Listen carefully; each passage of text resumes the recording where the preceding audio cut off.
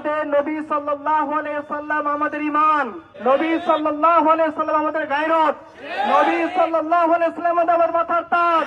যে ব্যক্তি রাসূলুল্লাহ সাল্লাল্লাহু আলাইহি ওয়াসাল্লামের বিরুদ্ধে দাঁড়াবে, সে যদি আমার বাপ হয় আমি তাকে কতল করে ফেলব।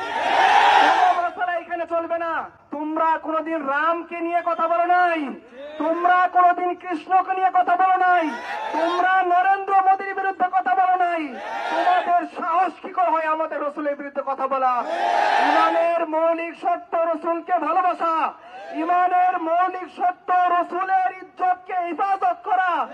আপনি সিটিটিসি হন, আপনি ডিজিএফআই হন, আপনি রাষ্ট্রের প্রশাসন যন্ত্রের যে কোনো সদস্য হন, যদি মুসলমান হন আপনাকে আমাদের সাথে দাঁড়িয়ে বলতে হবে মান সাব্বা নবিয়্যান, মান সাব্বা নবিয়্যান মুস্তাক রাসূল কি একই সাজা, সরতম সে জুদা, সরতম সে জুদা। বলেন, যদি আমাদের রসুলকে কেউ গালি দেয় আমরা বরদাস্ত করব না।